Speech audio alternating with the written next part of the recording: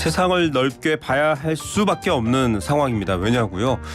증시가 올라서 기분 좋았어라고 했는데 또 저 멀리 중동에서 폭발이 일어나면 내 증시도 출렁거리거든요. 그 외 여러 가지 사실들이 다 엮여 있습니다. 간밤의 외신들 저희가 잘 정리해드리는 코너.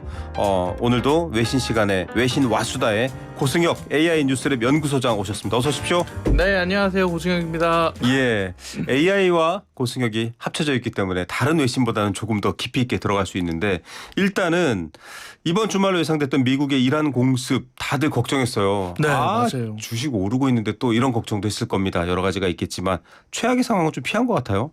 네, 맞습니다. 일단 그 AI 안보 전망 지수 먼저 살펴보면요. 별 5개 중에 2개로 나왔습니다. 이 정도면 다들 스크롤 내리고 지나가는 그런 배달 앱에서는 쓸모없는 점수 이렇게 평가가 나오는데요.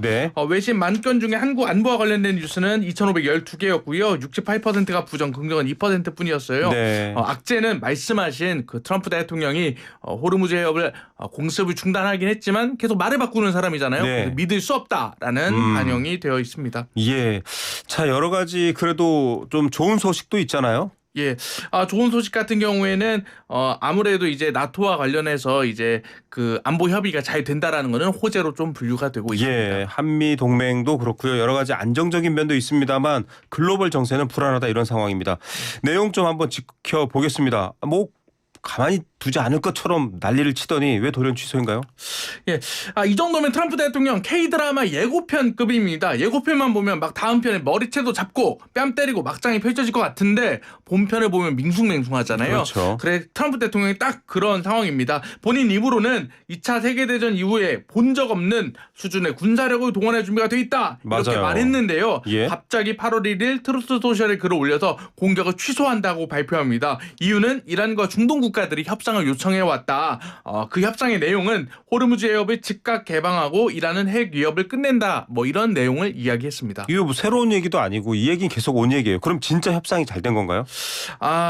이 부분은 이제 트럼프 대통령 혼자 겉으로만 센 척한 거다라는 이제 분석이 나오고 있습니다. 이유가 몇 가지 있는데요. 우선 11월 중간 선거가 미국 코앞이에요. 중동에서 전면전이 터지면 유가가 튀고 기름값이 오르는데 미국 유권자들 지갑에 제일 먼저 꽂히는 게 주유소 가격이거든요. 맞아요. 그러니까 전쟁 중에 지지율이 아무리 좋아도 기름값 앞에서는 못 버틴다라는 얘기 나오고 있고요. 두 번째로는요. 사우디를 비롯한 중동의 우방국들이 이란 폭격을 강하게 만류했습니다. 맞습니다. 이게 재밌는 게 이 나라들은 미국 편이 있거든요. 동시에 이란의 옆집 주민들이란 말이죠.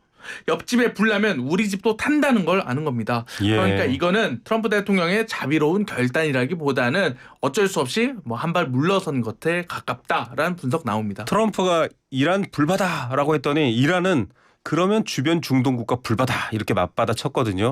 이게 어쩔 수 없는 상황일 거고요. 이 합의가 유지될까요? 사실 이 패턴 이미 이름이 붙어 있습니다. 타코라고 유명하죠. 많이 나오죠. 트럼프 always chickens out.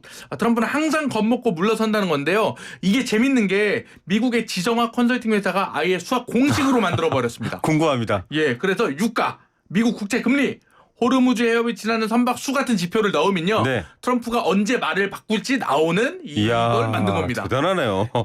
근데 이번에도 그 예측이 맞아 떨어지면서 트럼프의 협박 그리고 트럼프의 갑자기 말 바꾸기 이게 이제는 협상에서 안 통한다라는 분석이 나옵니다. 급격한 변동성 자체가 안정적인 조건처럼 보이는 착시 현상이 생기고 있습니다. 자, 그 외에도 또 뜨거워지는 유럽 상황이 있습니다. 모로코 접경 스페인 세우타 소요 사태인데요. 이건 좀 수만 명의 이민자가 오는 상황인데 비극도 있었어요. 맞습니다. 자고 일어났더니 우리 집 마당에 6만 명이 온 상황입니다. 북아프리카 모로코 안에 스페인 영토가 하나 박혀 있는데요. 세우타라는 곳이에요. 아프리카 대륙에서 유럽으로 걸어 들어갈 수 있는 유일한 관문이죠. 법적 유럽 영토로 들어갈 수 있는데. 지난달 말에 8만 명, 인구가 8만 명이거든요. 근데 여기에 6만 명이 한꺼번에 온 거예요. 심지어 60명 가까운 사람들이 숨지기까지 했습니다. 그렇습니다. 이렇게 목숨을 잃는 사태까지 일어나면 안 되는데요. 아니 모로코가 국경을 잘 열어주지 않는 나라 아니에요? 왜 이렇게 열었나요? 맞습니다. 여기에 대해서 미국의 정치 공작이다라는 의혹도 나오고 있습니다. 말씀하신 대로 모로코는 국경 통제가 살벌하기로 유명한 나라거든요. 그런 나라에서 하루 6만 명이 스페인으로 걸어갔다라는 거는 국경을 넘어서 국경을 열어줬다라고 보는 게 이제 자연스러운 판단이라는 해석인 겁니다. 그래서 스페인에서는 이게 이민 문제가 아니라 외교 압박용 카드다라는 얘기가 나오거든요. 일부러 곤란하게 만들었구나 이거군요. 그 이유가 있습니다. 네. 뭐냐면 스페인 산체스 총리가 유럽에 몇 안 남은 좌파 정부 수반입니다. 네. 미국의 나토 방위비 더 내라 이 요구도 거부했고요. 예. 가자지구 문제로 이스라엘 미국과도 부딪혔고 예. 이란 문제도 미국과 각을 세웠습니다. 아하. 말하자면 트럼프 대통령 입장에서는 스페인 총리는 눈에 가시 같은 존재인 네. 거죠. 네. 이런 사태는 뭔가 기획된 것 아니냐라는 의도가 있는데 CIA에 정통한 분이 계시면 좀 들어보고 싶네요. 유럽 내부에서 받는 게 어때요? 평소에는 하나된 유럽을 외치다가 위기가 터지자마자 칼같이 손절한다라는 이런 표현이 적합한데요. 인간 본성 같네요. 예, 유럽의 쉥겐 협정이라는 게 있죠. 네. 회원국끼리는 여건 없이 통행하는 이런 협정인데 이탈리아도 이제는 스페인의 문을 닫겠다. 스페인에 이제 이민자들이 많이 오니까. 예. 게다가 핀란드가 문을 닫겠다고 했는데 핀란드가 조금 웃겨요. 네. 핀란드는 스페인하고 한참 떨어져 있잖아요. 멀죠. 그러니까 문을 닫든 열든 이민자가 올 수도 없는데 네. 핀란드가 닫겠다고 하는 게 스페인 총리를 겨냥한 정치적인 노림수가 있는 거 아니냐라는 얘기도 나오고 있습니다. 예. 참 유럽 상황도 복잡하고 여기에도 트럼프의 입김이 있는 것 아니냐라는 의구심이 있는 상황인데요. 전체 글로벌 세계가 요새는 위기가 생기면 도미노처럼 서로 연결되니까 저희도 유심히 지켜봐야 될 문제입니다. 자, 그리고 마지막으로 경제 이슈 한번 정리해 주시죠.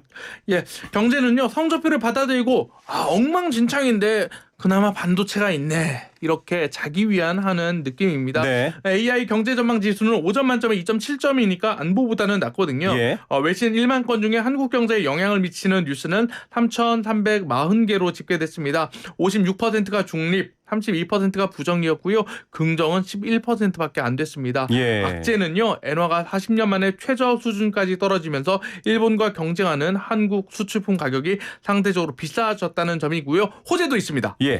호재는요. 7월 무역 수지가 반도체 수출 호조에 힘입어서 303억 달러 흑자로 역대급 성적을 냈다는 점입니다. 네, 우리가 수출로 벌어들인 돈은 또 다행이긴 한데 엔화 얘기해봐야 될 것 같아요. 이렇게 엔저일까 싶은데 우리랑 경쟁하는데 불리한 것도 있지만 우리가 또 일본 상황도 이러면 굉장히 어렵거든요. 방어에 나섰죠? 예, 일단 무이자 할부라는 말 아시죠? 많이 쓰죠. 예, 그런데 어느 날 갑자기 카드사에서 전화해서 갑자기 그 많은 이자 한꺼번에 내라고 하면 당황스럽죠. 예, 당황스럽죠. 전 세계가 비슷한 상황입니다. 일단 엔화 가치가 164엔에 이렇게 근접해 와 있거든요. 달러당. 예, 40년 만에 최저 수준인데요. 미국이 엔화를 사들여 가지고 값을 방어하기로 했습니다. 그래서 환율이 5엔 가까이 튀어 오르기도 했는데요. 미국과 일본이 이렇게 엔화에 공동 개입한 거는 동일본 대지진 이후 처음이라고 합니다. 예. 자, 이게 엔화가 오르고 내리고 무슨 상관이야 우리 경제랑 이렇게 생각할 분들도 있을 것 같아요. 네, 그 앞서서 이제 무이자 할부 얘기하는 게 여기서 나오는데요. 이게 그냥 일본 환율 얘기냐 하고 넘어가시면 안 돼요. 왜 그러냐면 일본은 그동안 은행 이자가 사실상 제로였습니다. 제로 금리였죠. 돈을 빌려도 이자가 거의 안 붙는다는 뜻이죠. 그래서 전 세계 투자자들이 이런 생각을 합니다. 일본에서 공짜나 다름없이 돈을 빌려서 그 돈으로 이자를 많이 주는 미국 국채도 사고 미국 주식도 사면 차익이 남네 해서 이렇게들 했어요. 이거를 이제 경제 용어로 신문에 나오는 말로 엔캐리 트레이드라고 하는데요. 맞아요. 말하자면 일본 은행에서 무이자 할부로 미국 주식을 마구 산 거예요. 그런데 빌린 돈이 엔화라는 거죠. 엔화 값이 오르면 갚아야 할 돈 자체가 불어납니다. 그렇게 해서 지금 엔화를 방어하고 있잖아요. 그러니까 전 세계 투자자들 입장에서는 갑자기 갚아야 할 돈이 늘어난 거예요. 거죠. 그래서 미국 주식, 미국 채권 마구 팔려는 매도세가 강해지고 있다라는 얘기가 나옵니다. 일본 경제가 과거 플라자 합의도 그렇고요. 엔캐리 트레이드를 놓고 즉 엔화가 싸거나 심지어는 제로가 아니라 돈을 빌려가면 우대해주는 상황까지 생기는 그런 경우가 있었는데 좀 독특합니다. 그런데 우리 바로 이웃나라기도 하고 이렇게 무역 환율에 굉장히 영향을 미치기 때문에 조심해야 됩니다. 실제로 우리가 겪었던 일도 있죠. 네, 이미 그 검은 월요일 한번 겪어봤습니다. 정확히 2년 전인 2024년 8월 5일인데요. 일본이 금리를 올려서 엔화가 오르자 딱 이 시나리오가 그대로 펼쳐졌습니다. 일본 니케이 지수가 하루 만에 12.4% 폭락했고요. 코스피도 당일날 8.77% 빠졌습니다. 하루 만에 내 계좌에서 10분의 1이 당시에 사라졌습니다. 그때 개인 투자자들 사이에서 일본이 금리 올린 게 왜 내 계좌를 털어가냐.